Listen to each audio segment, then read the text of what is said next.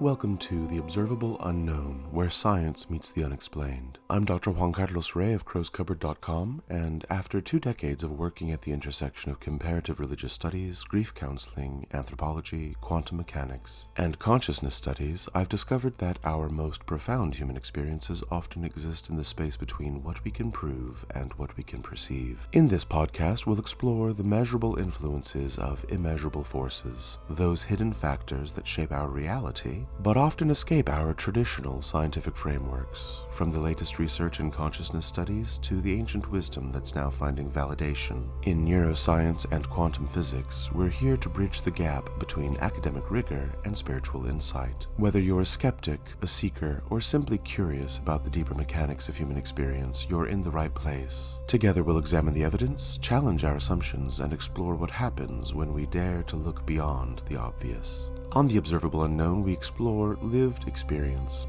honest inquiry, and the quiet territory where science, story, and interior life meet. My guest today brings a body of work and experience that intersects with many of the themes we explore here. Moe Choice carries an array of finely tuned tools to every conversation he makes time for. I urge you to please listen for the deeper questions beneath the surface. As you listen, I invite you to notice not only what is said, but what resonates most within you and has the potential of shaping your own story. So without any further ado, let's join the conversation.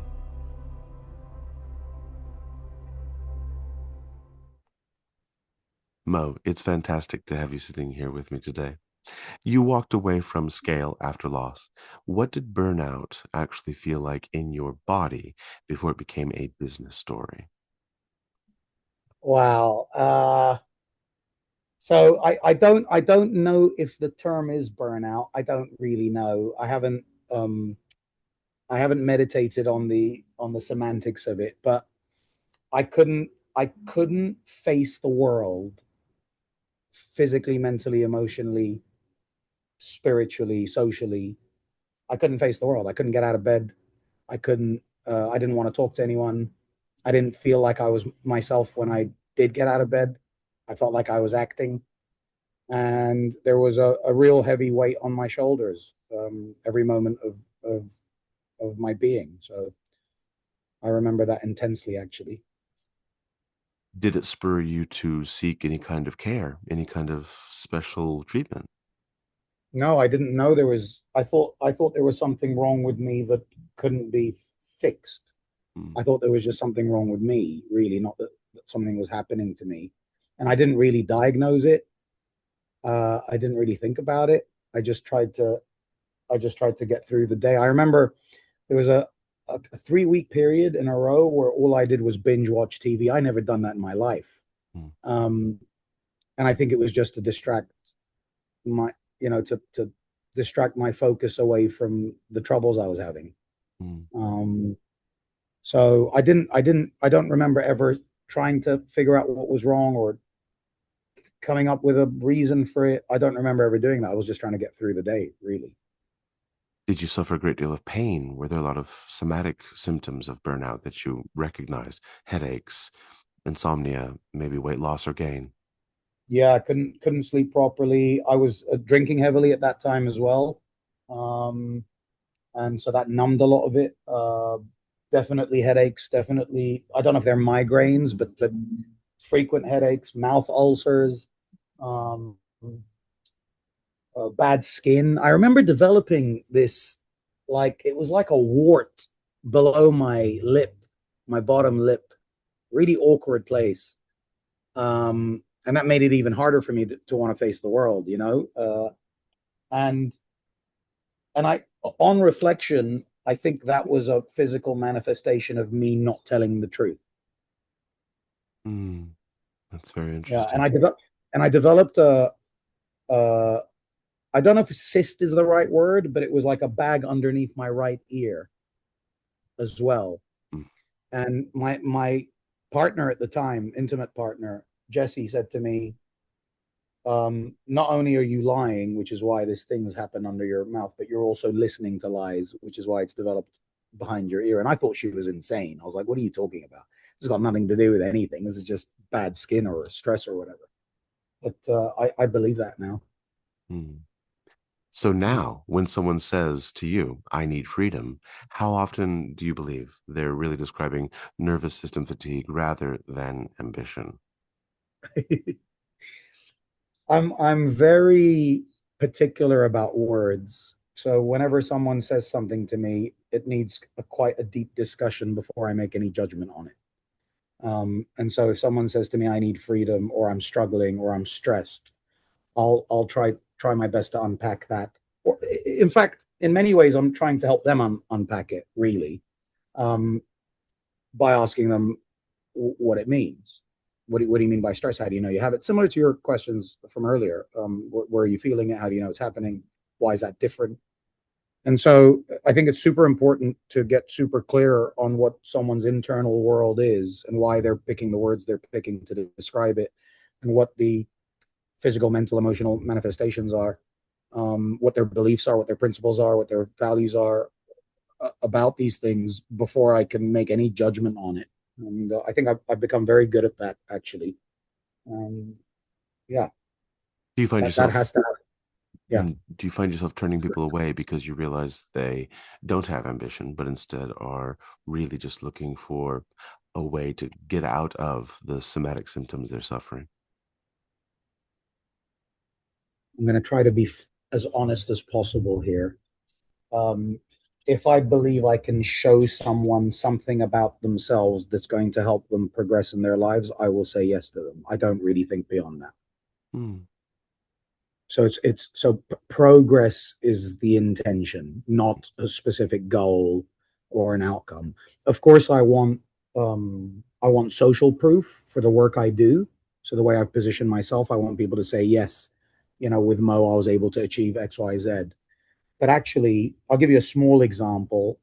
It's quite a trivial one. I had a client who wanted to be a what I call a solopreneur, which is essentially taking all the risk on themselves to create whatever life they want to create.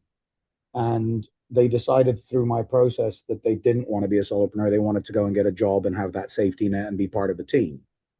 And so I could have seen that as a failure because I didn't help them achieve, the goal that we'd set out to achieve, the goal that they paid me for.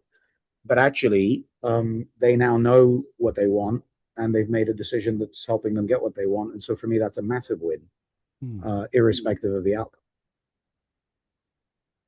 To that end, many solopreneurs believe expansion equals safety.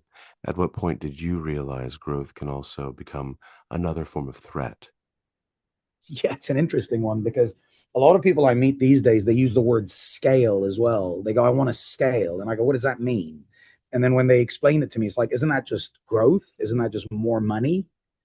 And then they say, yeah, it's the same thing. And I go, well, if it's the same thing, why are we using a different word? And actually, scale's become a buzzword for growth, but it means something completely different. It means you can achieve more impact, revenue, profit with less of your resources, right? That's the idea of scale, is that I'm not doing more to achieve more. I'm doing either the same or I'm doing less to achieve more. That's really the idea that I've got behind living life on your own terms, is that you can increase your impact and you can increase your reach and you can increase having your needs and your desires met without having to expend more energy, without having to expend more resources. That's the idea of scale. And I love that idea. And I think we should constantly be thinking about how to do that. And the simple way of doing that, in my opinion, is to have your competence grow. If you have more competence and more value, more experience to share, more know-how, more connections, then you can achieve a lot more with a lot less of your time. And that's really what I'm trying to help others achieve while achieving that on my own as well. What habits look productive from the outside but feel dysregulated from the inside? Sorry, you just cut out, so I missed the question. No worries. What habits look productive from the outside but feel dysregulated from the inside? Oh, anything that's taking away from the tasks at hand, and I can give you examples if that would be useful. It would be. So here's a good question to ask somebody: how do you know what you're doing works? How do you know? Not why do you think or why do you feel? How do you know it works? So we're looking at more objective, observable data, and usually they don't have that, right? Usually, because people don't tend to track data. Some people don't even know how to track and what data to track. So that's a really good first question. And then the second question would be, okay, well, let's track the data. And when we track the data, we can now track progress, track patterns, figure out what's working and what isn't working. And then so the next question becomes, we now know what's working or what isn't working. Well, how do we do more of what's working and less of what isn't working? And they have to answer that question. And typically speaking, when we do a reflection like this, people are putting their effort into things that are not working. Why? Mixture of reasons. It's easier, it's safer, it's more comfortable, it's not as challenging. It kind of like distraction, you know. So I'm going to sit here and try and find a new software to help me when you know that, you know, sending messages to people or emailing them or following up with your clients is a better use of your time. But that's harder. Having a confrontation is harder. Trying to sell something is harder. Putting your prices up is harder. Having a difficult conversation with your client is harder. So I'm just going to go and update my logo or change my website banner or scroll LinkedIn for 5 hours making comments on people's posts, hoping to get the attention of the right people. That is a real example of what people do to avoid doing what's necessary to getting the things that they want or that they say they want to get. Mm. Mm. Now, you speak about positioning and focus. Strip away the jargon for a moment. What happens to attention when someone is afraid of being irrelevant? Happens to attention when someone's being afraid of being irrelevant? That's a really good question. If I bring it up to the macro, my belief is everybody wants to be good enough to be loved. Mm. If I bring it right up to the macro, Mm-hmm. right? This is what my mentor used to call the battle with your parents, right? The father, and I don't mean that actually your father, but more of the masculine manifestation of your parents. The father says you're not good enough, and the mother says you're not loved enough. And so what we look for is signs from our parents that we are loved enough, and signs from our parents that we are good enough. And the judgment of our parents really impacts our ability to believe that we are good enough to be loved. And all parents judge, at least the ones I've come across anyway, whether it's intentional or not, whether it's verbal or nonverbal. And so the reason I'm bringing this up is because if you don't care about what your parents think, then you're not going to care about what anyone else thinks. It's a really important thing to understand, in my opinion, because then the pathway becomes super clear. Work on not caring what your parents think. Hmm. That's the pathway. That's in your control. And so that needs difficult conversations with your parents. If you're lucky enough that they're still alive and they're still willing to talk to you. Now, of course, you can still have conversations with people when they're not around or when they're not alive through different mediums. You can just write them a letter and write a letter back from them, and you can embody them spiritually and energetically. And I've done this work with a lot of people, even though we're supposed to be talking about positioning and offers and marketing, because there is a real barrier to their potential internally that comes from their fear of judgment that ultimately stems from their parents. And that's a really deep way of looking at it, because people look at me and say, well, he's a LinkedIn coach or whatever they want to call me. I don't really know what to call me. But I'm super curious about your world. And your world is built on your beliefs, and your potential is blocked by those beliefs. And I think you can change your beliefs consciously, intentionally, purposefully. They're just a belief. They're just a set of beliefs. They came from somewhere.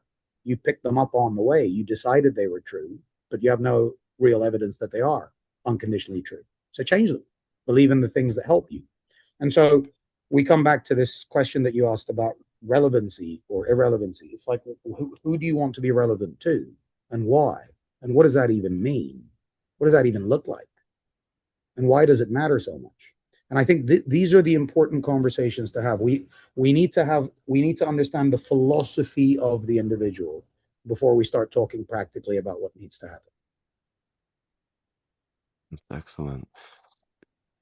In the same vein, is clarity something you build or something that emerges when pressure decreases, whether that's pressure from perceived parental figures, pressure from peers, pressure from the economy? I wish I could give you a definitive answer on this, but let me answer it a different way.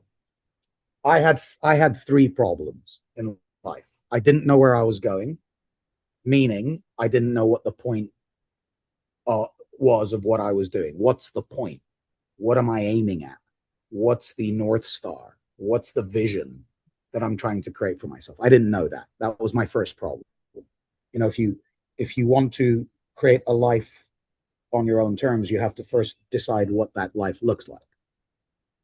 And so that's the first problem that clarity solves. What do I want? And then the second problem is how am I going to get it? What am I prepared to do? What am I not prepared to do? What are the non-negotiables? Right? What's the chosen path, if you like? That's a good way of thinking about it. Um, an analogy for that is if I want to get from New York to LA, am I prepared to take an airplane, or do I want to do a more climate friendly trip? So that would be an example of how I'd want to get to the destination that I'm trying to get to. And then the third problem is, what do I do next? And I think clarity, intrinsically, we have to uncover what we really want. I think that's intrinsic. So you're creating clarity rather than finding it, right? You're creating clarity internally to connect with your intrinsic motivation, which is the North Star, the life that you want to create for yourself. Mhm. And by the way, a lot of people confuse the life that you want to live with the details, right? House, money, how many kids. That's not what I'm talking about. I'm talking about the experience that you want to create every single day while you're in this being, in this form. What's the experience you want to create for yourself every single day? So words like engaged and empowered and excited and creative and connected and loved, this is what we're looking at. So it's precise in its nature, but it's not specific to any particular thing or other person or number. So it's not measurable, let's say, objectively.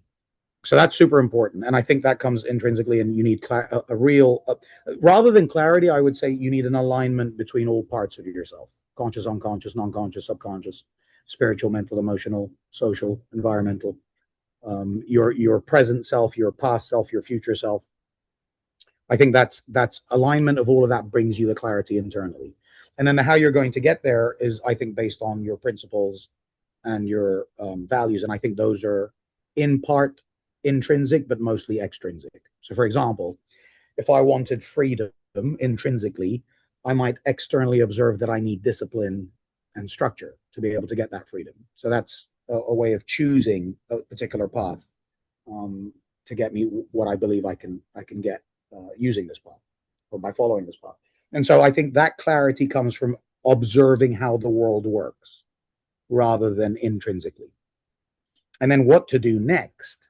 Who cares? If you're aligned with where you're going and how you want to get there, then just keep trying different ways of getting there by following the pathway that you've chosen while aiming fully at what you want to create, where you want to land. And I think that's where clarity comes. It comes through, in terms of what to do, it comes through taking action. So there's a quote that I use. I think it's mine. I definitely can't find it anywhere. So it must have come out of my own head. If you know what to do, take that action, take the next step. And if you don't know what to do, take the next step. Hmm. What's the option? What's the alternative? It's excellent. You were mentioning past selves, present selves, future selves.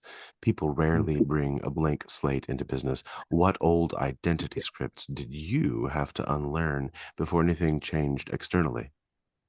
Love that question. I have to be in charge, otherwise it's all going to go down the drain. I have to be the one making the decisions. If no one else does it, if I don't do it, no one else is going to do it. No one else is good enough to do it the way I do it. So I heard a lot when I was growing up and when I was in business. You're a control freak. I heard that a lot from different people. So there must have been a big element of truth in it. So I think that was a big one. The second uh, belief I want to say was that I don't have any talent, so I have to piggyback off other people's talent to create my life on my own terms. And then I had to unlearn that idea as well, or change that belief for sure. Those are the two big ones.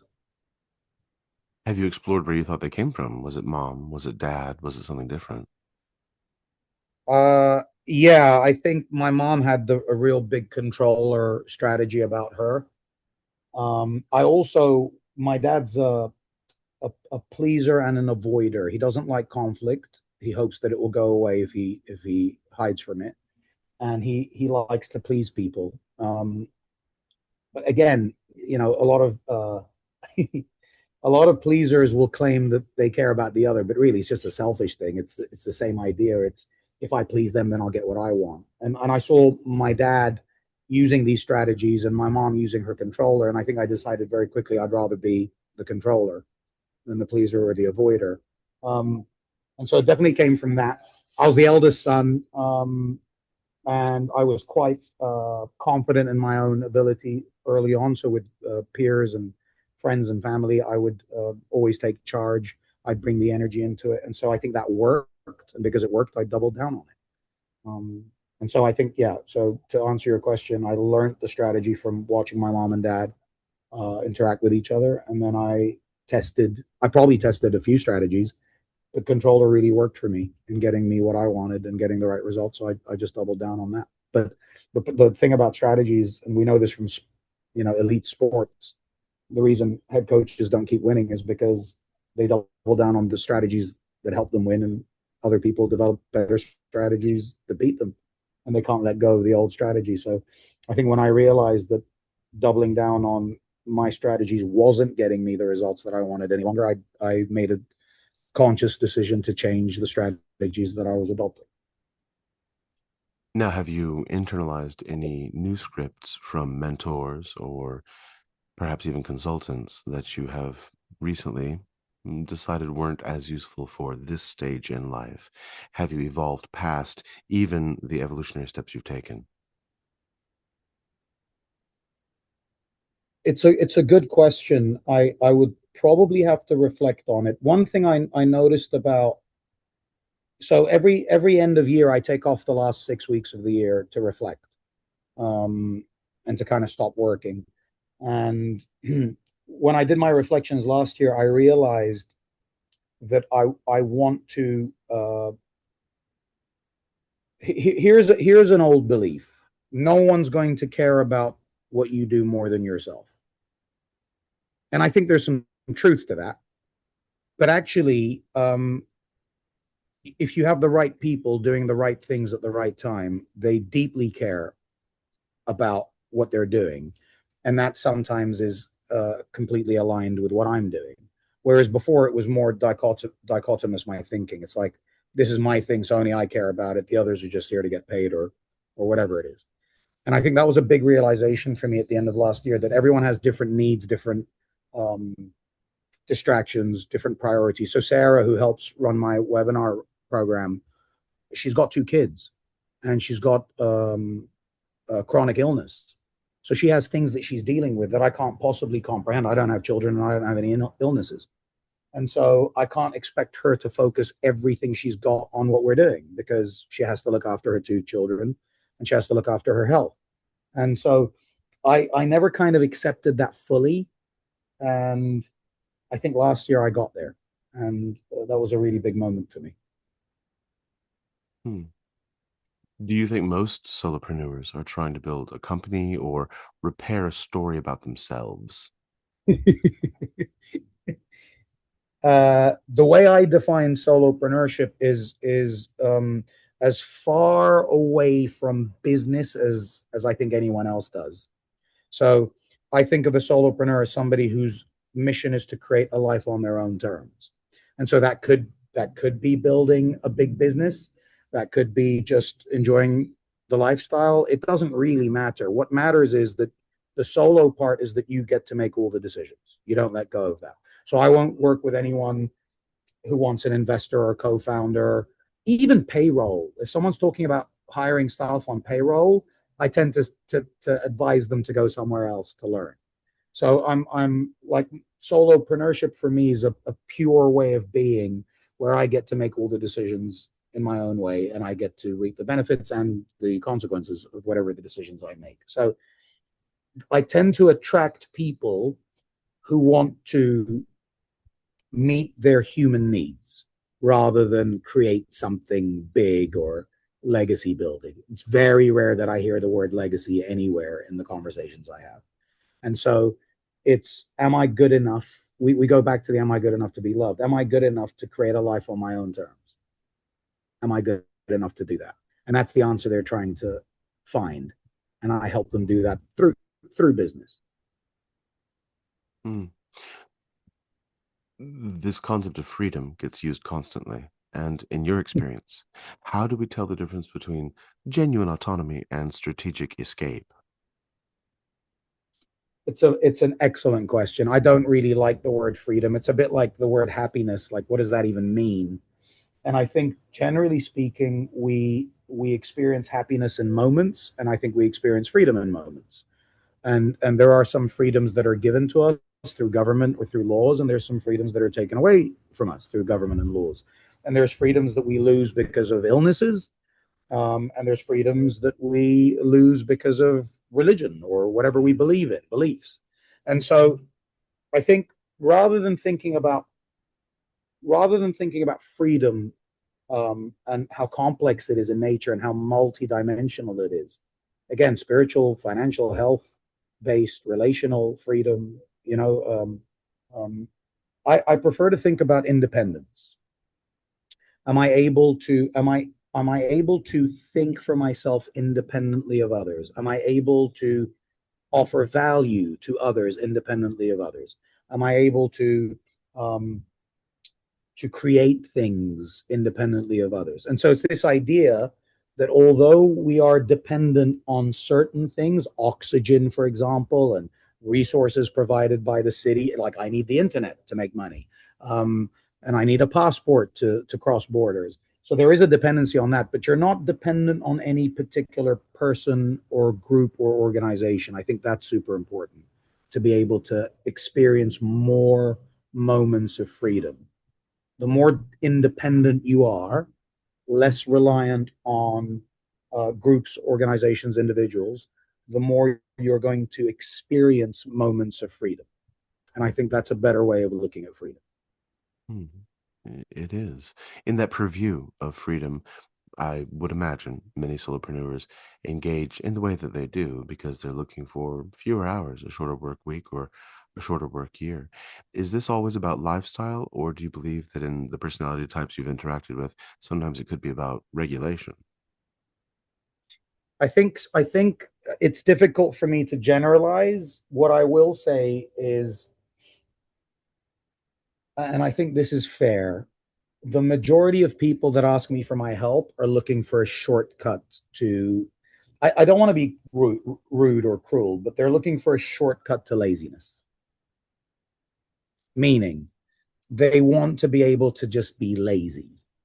So sit at home, not have to go to work, not have to get on a call.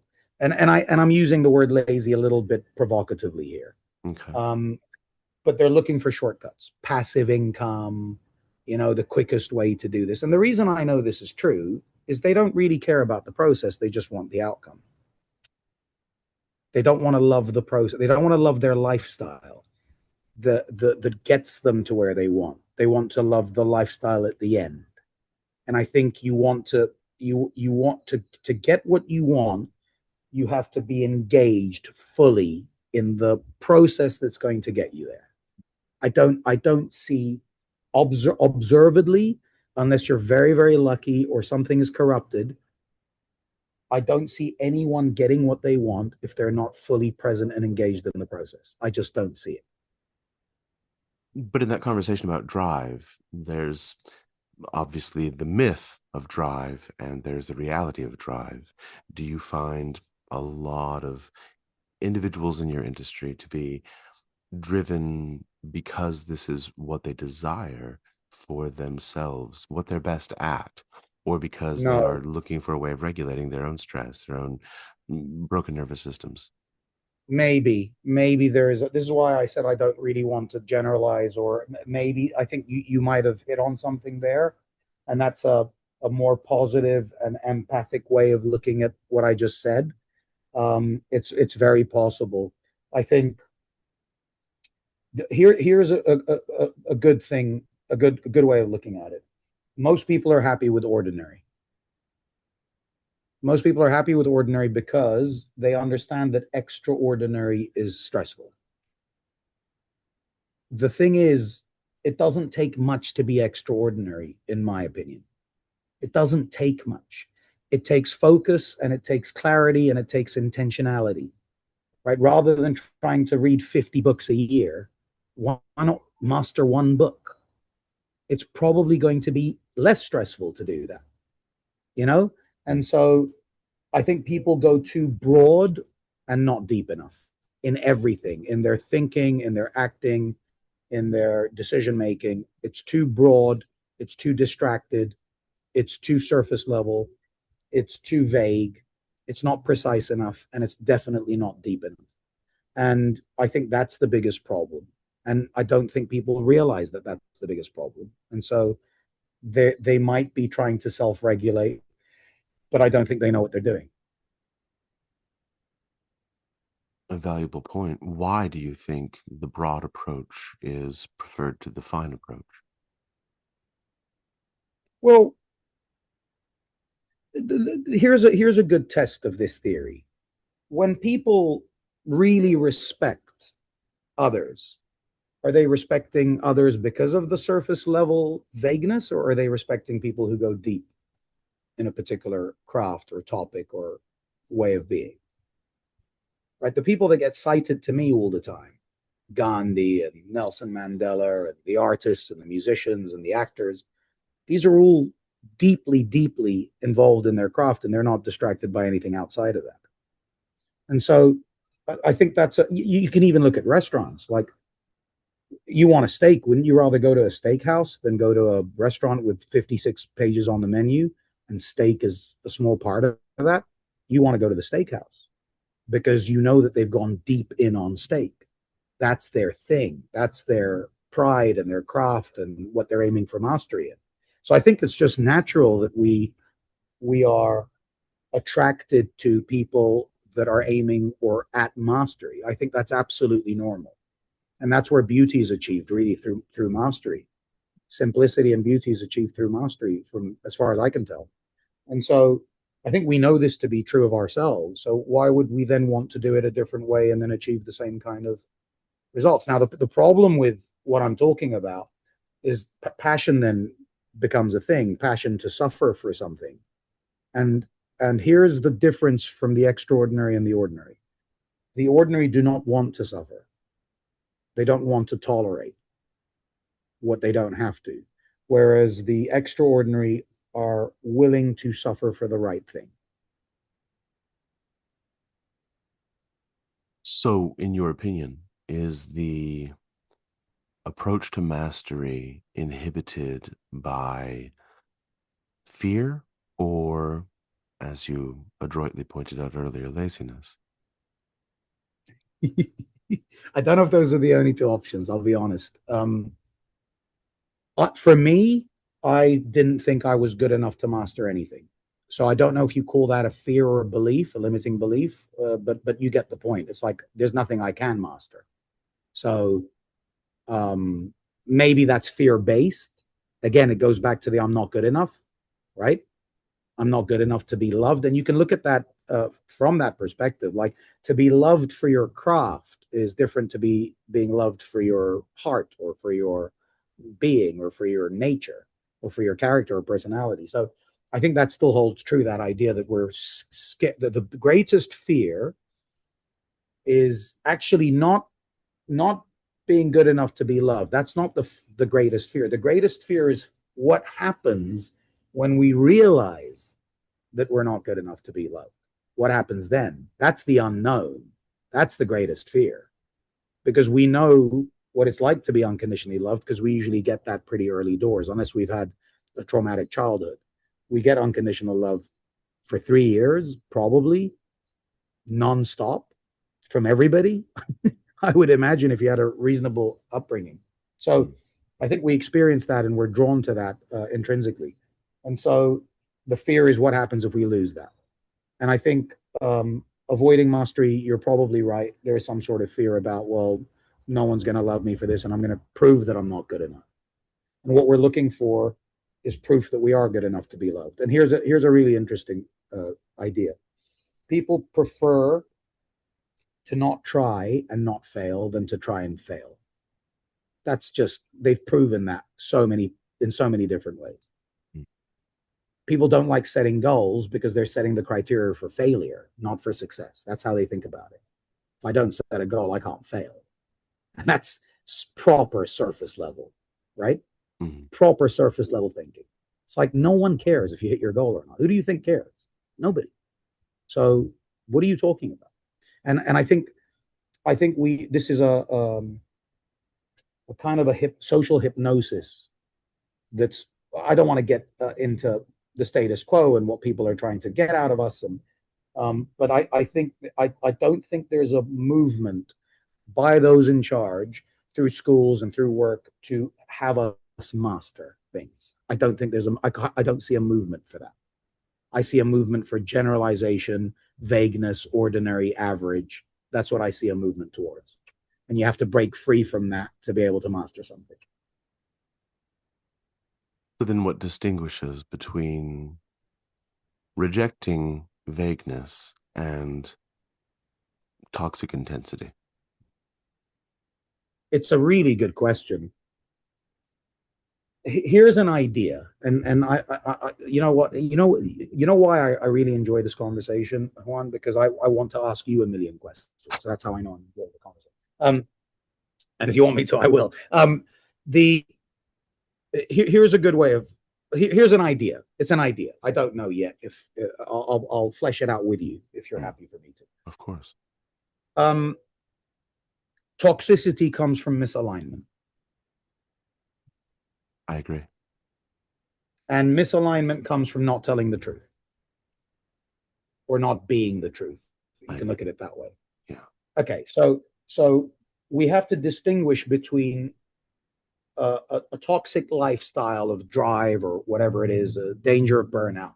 We have to distinguish between that and whether or not we're fully aligned first. And my belief, or the idea I'm proposing, is if you're fully aligned, you will not be in danger of anything toxic.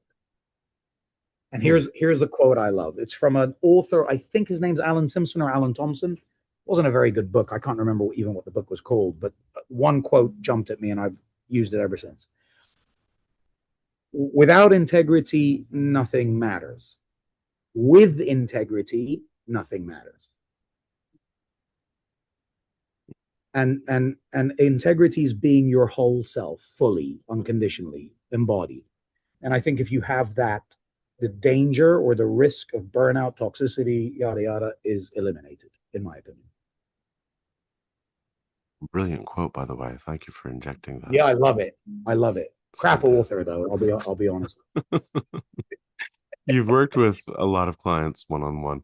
What surprised you most about how people relate to authority or guidance instead of choosing some alternative, let's say, mass marketing approach to their education? Why would they relate to authority or guidance inside a coaching container? It's an excellent question, because in my opinion, the only reason they would be open to me is if I see them for who they are, I'm curious about who they are, and I make it super personal. And without those elements, without me being fully present to who they are, like fully present to who they are, who they're being, and where they want to go, and having the strongest intention possible to help them get there, I think that's the right kind of rapport which means that relationship can take the strain needed to then push them and provoke them into better action. And so that's the first part. It's the intentionality behind what you're doing. It's who I'm being when I'm with them. And I think the second part is I talk to them. Here's a really good metaphor. I love this. My mentor Eleni Sarantini taught me this one. The subconscious or the unconscious or the non-conscious, for me it's all the same thing, is your 6-year-old self pre being corrupted by social norms and society. And it's a beautiful idea because Aristotle, who's also Greek, like Eleni, said, show me the boy of 7 and I'll show you the man. And his idea, and the Greeks philosophers observed that by the time the child gets to 7, their beliefs are set, their model of the world is created, and they just replay that for the rest of their lives. I love this idea. So subconsciously we want to get back to the 6-year-old, the 6-year-old who's free and intrinsically knows what they want and is ready to take on the world and is positive about everything and non-judgmental. So what I end up doing with my clients is I talk to their 6-year-old selves. So I bring in humor that I know a 6-year-old would enjoy. I bring in anecdotes and metaphors and analogies that I know 6-year-olds will understand. And I use language that I believe 6-year-olds would understand, with the intention of tapping into their unconscious, which is really who I'm talking to, their true selves, not the filter that they've created through adulthood. And I think that's a really powerful way to connect with someone. And they don't even know I'm doing it, but it works almost every time. Now, of course, part of that toolbox is your experience with NLP. How much did neurolinguistic programming push you in the direction that you've now selected for managing your clients? Massive. Everything, this idea that the world that we live in is created through the words that occupy our thoughts is just massive. It was a massive game changer for me. And so if I can change the words, I can change the world. Isn't that unbelievable? It is. It's unbelievable. And so I get them to change their words. Tell me how you're seeing this. Tell me how else you can see it. Tell me what else could be true. What do you want to be true? You know? So someone says to me, I hate, I don't know, I hate selling. I go, do you want to hate selling? And most of the time they say, of course not. Okay, great. So let's, instead of saying I hate selling, let's say I want to find a way to love selling. Let's just change the words. And let's use words that actually aim at what you want rather than talking about what you don't have. It's a much better way to frame the world so that you're aiming at something properly. And then you can orientate yourself towards that aim, towards that thing. You can position yourself properly. And I think that's super important. Words can help us do that. You know, that's the Bruce Lee quote. You know, words are magical. That's why we spell them. And I think that NLP taught me that big time. It also taught me about the idea that we are repeating patterns over and over again. It taught me that, and I put that to the test, and that's how I discovered my strategies and the patterns that I was repeating. So NLP changed my life, really. How did you stumble into it, or was it forced upon you by a mentor? So this is a really interesting story. When I realized I didn't want to be the person I was, and I didn't want to be in the environment I'd created, and I wasn't living the life I wanted to live, I was in the hospitality sector, and I hired a leadership trainer to train my staff, a portion of my staff. And I went in to observe the first workshop, and he was using NLP techniques, and I didn't know anything about any of this stuff at the time. And within about 10 minutes of the workshop, I knew I was going to be doing what he's doing, even though I had no idea what he was doing. I still get my hair stand up on my arm. I get goosebumps because I felt like a really emotional, a real connection with my emotional self, with my 6-year-old self when I was watching him deliver this training. 10 minutes in, it was a full day training, 7 hours long or whatever. 10 minutes in, I knew unequivocally that I was going to be doing what he's doing. So I went into partnership with him. he was a freelance trainer. I went and said, why don't we build a business and train other trainers to do what you're doing? And we did. And that's how I started to get close to the ideas behind leadership training and leadership development and executive coaching. And of course, NLP underpins a lot of that. And that's how I learned about it. And then I went and found an NLP expert, and I joined his program, Ewan Mockery, and he was my first real mentor. And then I found Eleni Sarantino, who was my second real mentor, and she took me the next level. She turned me into an NLP master coach and an NLP trainer. And then I went down the executive coaching route because I realized that's where a lot of money's being made. And so I used NLP in my executive coaching, and then I started facilitating workshops, and that led me to, everything was me mastering ways to get someone to figure out what they wanted, the three problems we talked about, figure out what they wanted, how they wanted to get there, and what to do about it. Everything I've done since that day when I witnessed the leadership training has been designing a way to facilitate that in others. What do I really want? How do I want to get there? And what do I need to do about it? And I've been building on that now it's going to be 11 years in May.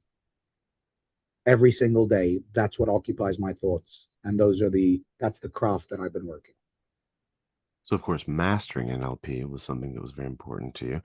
But with exposure, did you discover other tools, other ideas that you integrated since, that you've brought into your practice, that you feel are adjacent or perhaps parallel to neurolinguistic programming?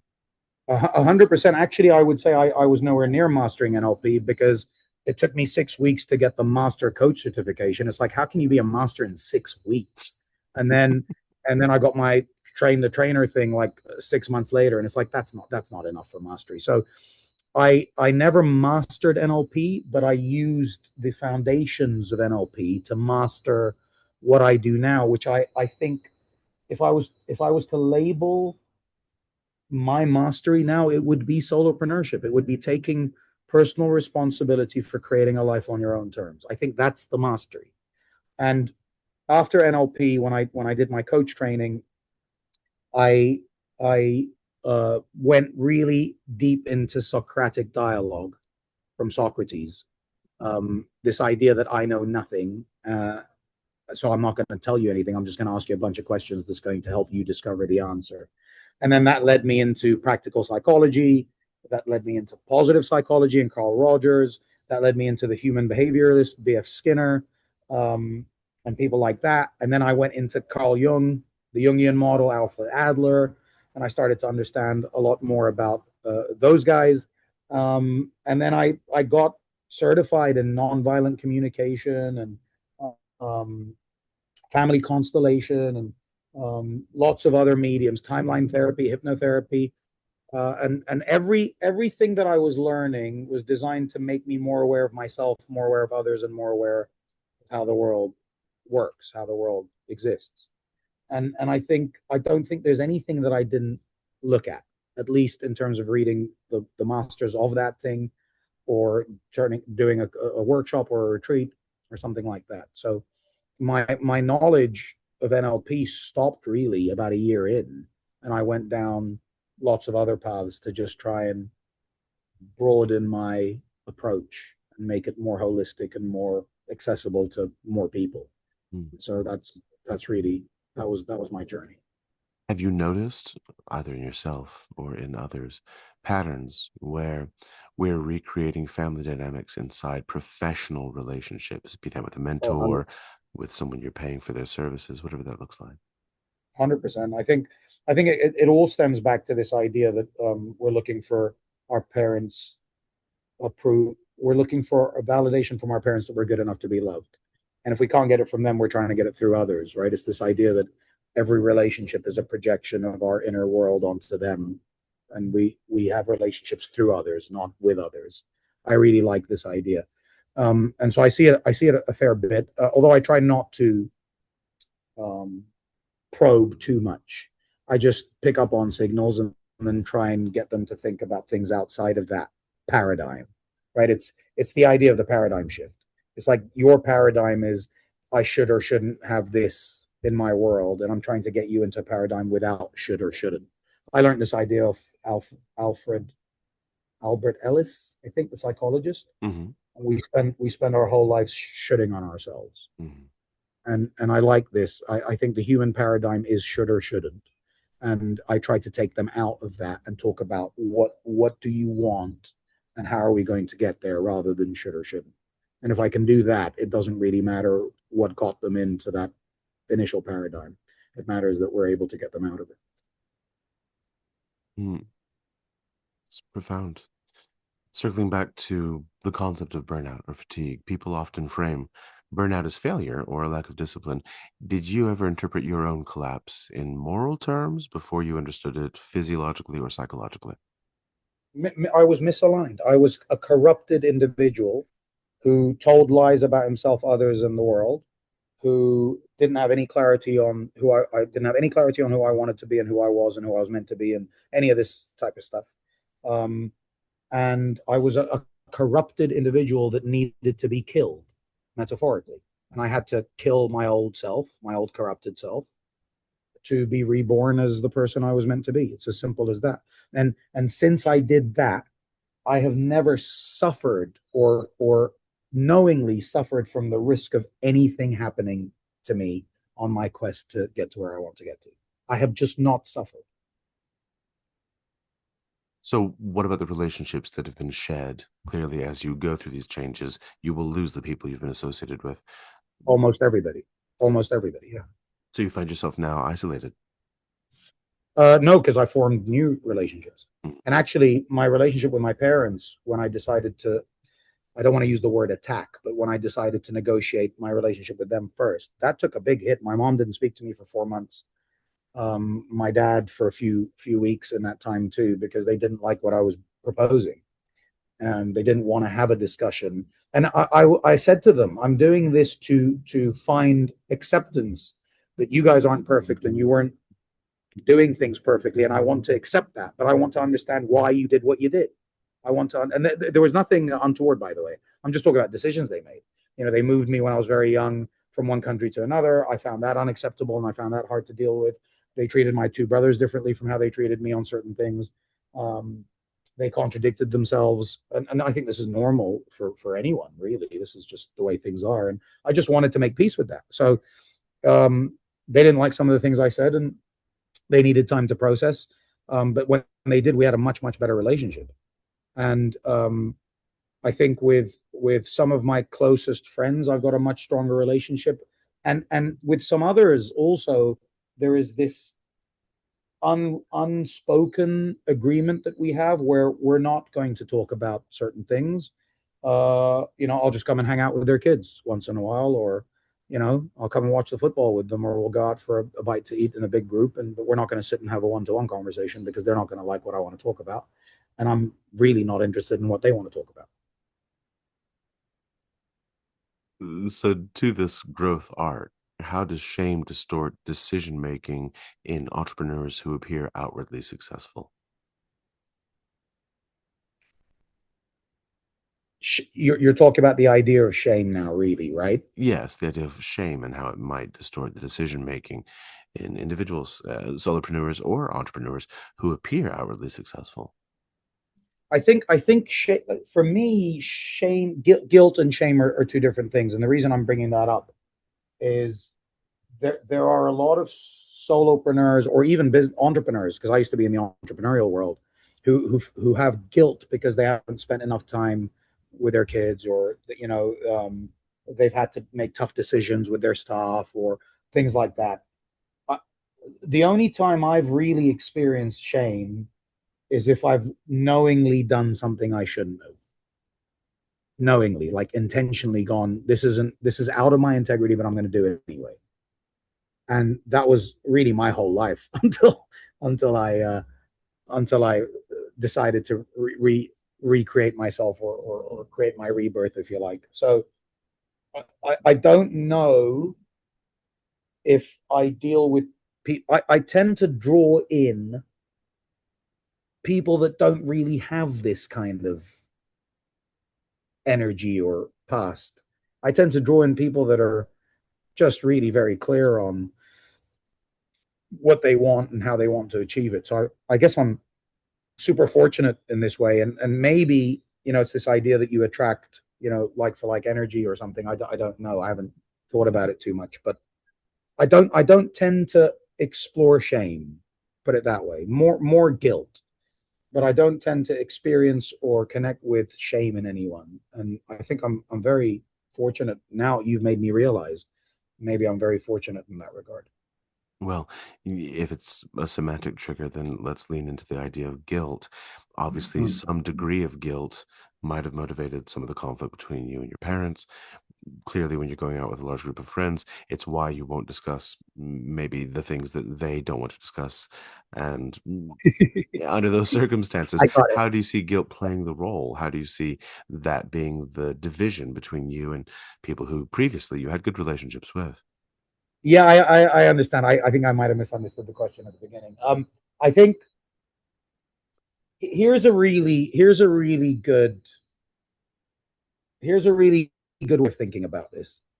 I the goal, if we want to call it that, or the intention, the desired outcome, was independence. And independence means I don't need anybody.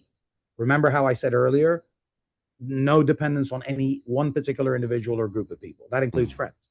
mhm, And so that's what I work towards.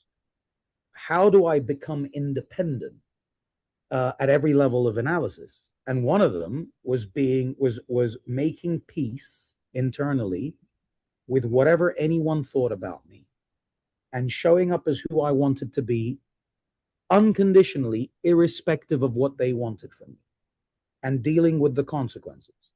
And so I started to think about it as the reaction of the other to me being who I want and saying what I want in the way I want to say it is going to give me the information I need to know what I need to do next.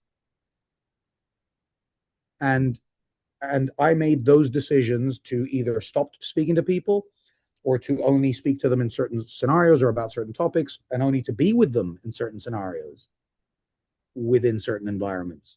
I made those decisions based on what I saw from them when I presented them with who I really was as fully as possible. mhm. And why I said it was an unwritten rule was I made those decisions and created that relationship with my own intentionality, and they adopted to that. They adopted that or adapted to that, I should say. Um, and so that's why I said it was unspoken, really. Yeah. By the Very way, enlightening. Yeah, go ahead. if I'm okay with myself, and I don't mean with myself sitting doing nothing, I mean with my own thoughts. I spend time getting to know authors by reading their books. I spend time getting to know new age thinkers by listening to their podcasts or watching them on YouTube. Or I go out and I like to, I went to I'm in Montevideo in Uruguay at the moment. I went to a jazz bar the other day on my own. I just wanted to sit and listen to the jazz. I don't need anybody with me. And in fact, in some sense, I prefer that on occasion because, I go out with certain people who don't have the same intention. They want to chat or they want to, hit on a girl or whatever it is. It's like that. We're not here for the same reason. Mm, We're not here to create the same experience. So I'd rather be on my own. And my mom said to me before she passed away, I was always like that. I was always able to interact with people and socialize with them at the drop of a hat. But I was also always able to go up and play on my own in my room and sit. And she goes, "You used to talk to yourself." And that was my way of trying to understand things and negotiate with myself and understand myself better. And I think I lost that somewhere along the way. And I found it again. And I'm okay being on my own because there's lots of people I can connect with without having to actually interact with them or to get an interaction back from them. There's a lot yeah. of ways for me to connect with the world without needing that. And I That's love that. It gold. just Yeah, is, that's fantastic yeah, because yeah, so many exactly. people really suffer the weight of being segregated from others and having shallow relationships or vague relationships, as it were. And why? Because they want something out of it. It's completely selfish. It's, if I don't have this relationship, then who am I going to lean on if I need to borrow money, or if I need a place to stay, or if I need an introduction, or if I need someone to look after my kids? And this is what I mean. This for me is out of your, you're out of your integrity now. It's a valid And that's point. why if you have integrity, nothing else matters. And if you have integrity, by the way, alignment, I think of them as the same. Well, alignment is the means to integrity. Let's put it that way. If you have integrity, you don't need anything anymore. You have what you need, and that's you being whole. So if there was one thing someone could institute into their life to gain integrity where it's lacking, what would you recommend? The three, solving the three problems. What do you want? What do you want your life to look like experientially, in as precise detail as possible? How do you want to get there? What are the principles? You know, this is a beautiful idea. A principle is only a principle if followed when most inconvenient. Well, that's true. And most people I know don't have principles, let alone follow them when most inconvenient. They don't even have them. And so get real clear on the principles that you're going to follow unconditionally. That's the how you're going to get to where you want to get to. And stay in action. Keep progressing. And you'll find that clarity that we talked about earlier, that aligns the three, right? Where you're going, how you want to get there, and what you're doing about it. And when you align those three, you will find your integrity for sure. A profoundly enlightening chat. Thank you so much. If listeners want to find more about you or to join your program, where would you send them? LinkedIn is my permanent residency, so they can find me on LinkedIn, Moe Choice, Moe Choice, and I've got a gift if you're happy for me to share. Of course. I run a masterclass every few weeks about how I found the framework that gave me this ability to live life on my own terms, and I share the details of that with some of the stories along the way that people seem to really enjoy. And so I've created a special landing page for your guests, mochoice.com/podcast. And if they sign up on that page, and I know that they came from you, I'll send them a couple of interesting resources that will help them to think about their own lives as well. That's very generous of you. I appreciate it. You are a gentleman and a scholar, Moe. Thank Hopefully we'll have a chance to chat with you again someday soon. Please take good care of I yourself. loved it. Thank you so much. Thank you I so much. appreciate it. Cheers.